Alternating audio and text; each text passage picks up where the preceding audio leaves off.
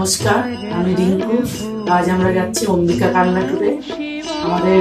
আমাদের অনেকদিন ধরে ইচ্ছা ছিল এই ট্যুরটা করার।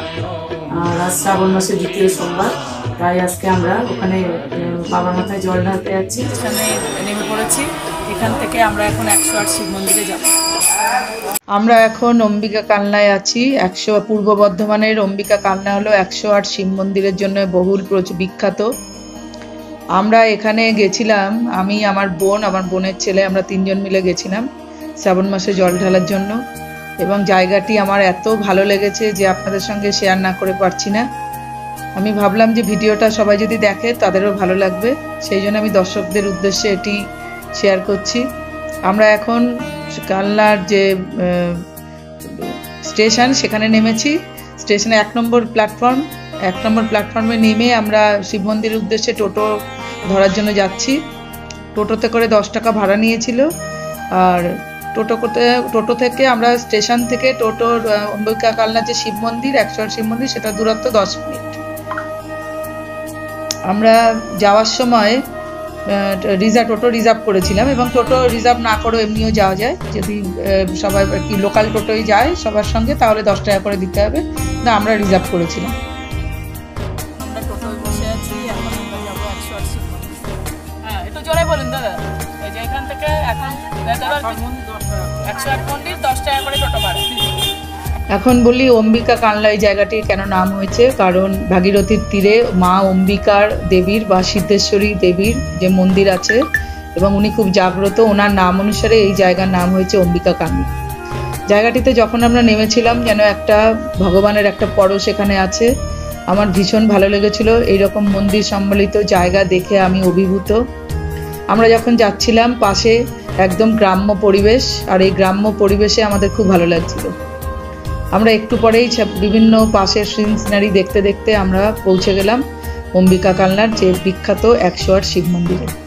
আমরা এখন পৌঁছে গেছি মন্দির চত্বরে।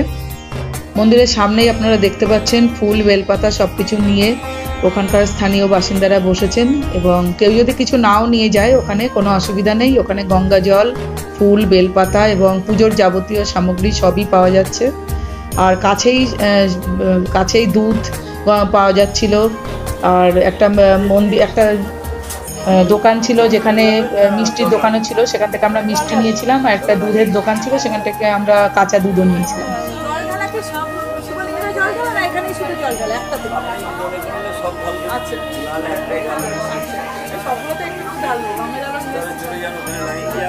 লাইনে দাঁড়িয়ে আছি, পুজো দেওয়ার লাইনটি অনেক বড় ছিল। আমরা প্রায় আধ ঘন্টা লাইনে দাঁড়িয়েছিলাম। তারপরে আমরা পুজো দেওয়ার লাইন থেকে আমরা ভেতরে ঢুকলাম।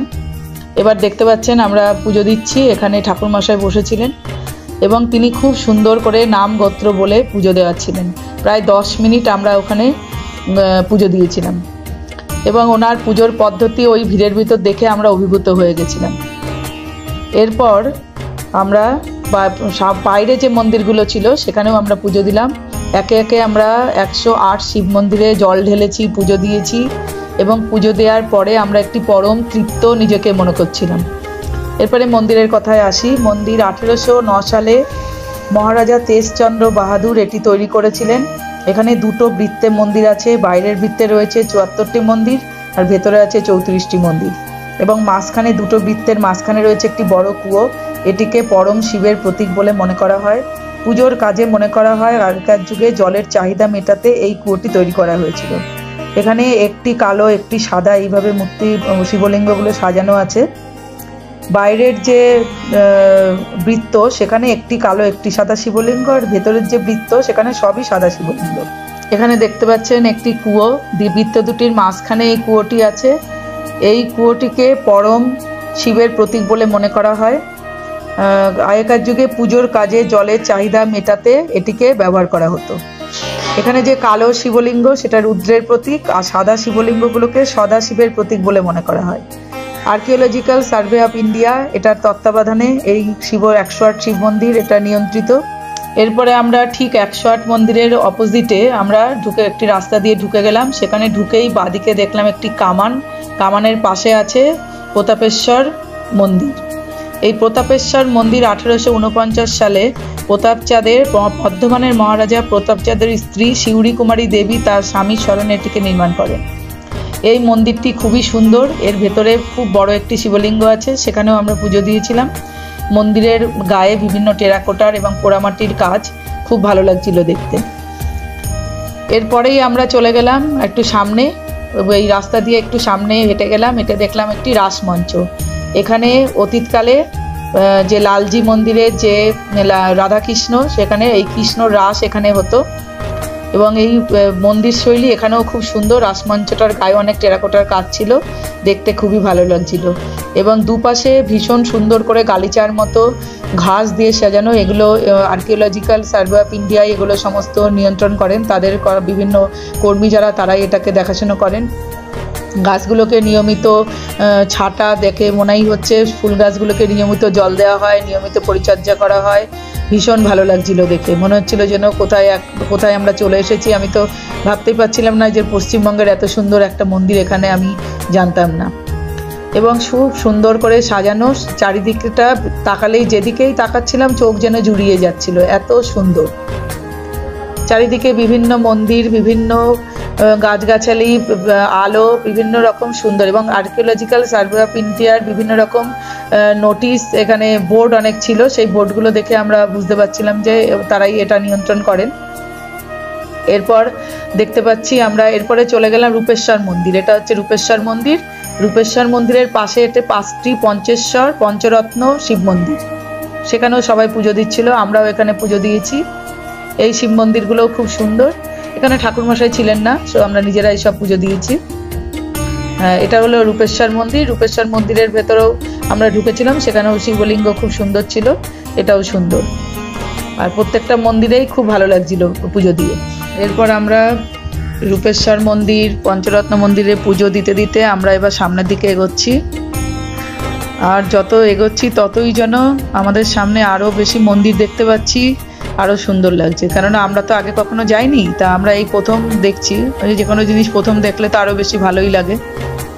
তার বিভিন্ন মন্দিরগুলো দেখতে দেখতে আমরা ভাবছি যে এত কাছে এত সুন্দর একটা জায়গা আমরা আগে কখনো কেন যাইনি।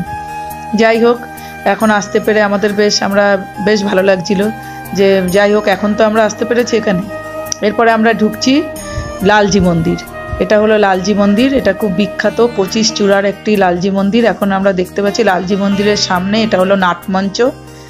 নাটমঞ্চ দিয়ে আমরা এখন ঢুকছি। এখানেও মন্দিরের গায়ে বিভিন্ন টেরাকোটার কাজ, খুব সুন্দর। বিভিন্ন এখানে গরুর দেবতার ঢুকতে একটা গরুর দেবতার মূর্তি ছিল। আর এখানে সবাই বসে আছেন মন্দিরের সামনে, সবাই পুজো দিচ্ছিলেন। আমরাও গেলাম পুজো দিতে, আমি আমার বোন, আমরা দুজনে গিয়ে ওখানে ঠাকুরের কাছে, এখানে রাধাকৃষ্ণের মূর্তি ছিল, সেখানে আমরা পুজো দিলাম। আর এখানে ঠাকুরমশাই ছিলেন, তিনি পুজো করাচ্ছিলেন। আর এরপরে আমরা যাচ্ছি কৃষ্ণচন্দ্রজি মন্দির। ওখান থেকে বেরিয়ে কৃষ্ণচন্দ্রজি মন্দিরটাও খুব সুন্দর, এটাও 25 চূড়া বিশিষ্ট একটা মন্দির।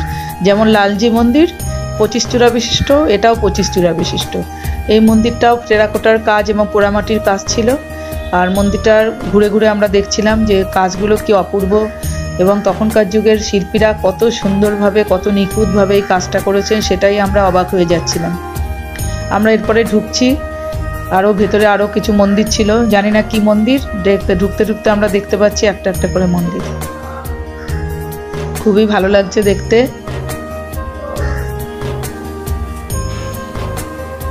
আমরা এখন লালজি মন্দির থেকে বেরিয়েছি, বেরিয়ে আমরা এখন বিজয় বৈদ্যনাথ মন্দিরে যাচ্ছি।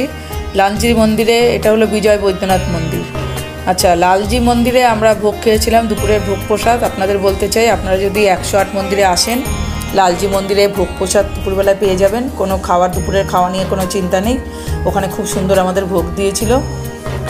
ওখানে খাওয়ার পরে আমরা একটু রেস্ট নিয়ে আমরা এখন এইসব মন্দির চত্বর ঘুরতে এসেছি। এখানে এই যে মন্দিরটা দেখছেন, এখানে একটা বড় শিবলিঙ্গ ছিল। শিবলিঙ্গটা খুবই সুন্দর।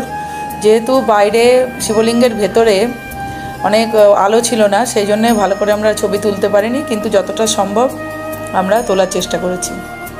আর একটা কথা আপনাদের বলতে চাই, এই যে মন্দির চত্বর, এটা আর্কিওলজিক্যাল সার্ভে অফ ইন্ডিয়ার দ্বারা যেহেতু নিয়ন্ত্রিত, এখানে ঢুকতে 25 টাকা লাগে, কিন্তু আজকে তো আমাদের কাছ থেকে কোনো পয়সাই নেয়নি, আমরা কিন্তু ফ্রিতেই ভিডিও করেছিলাম।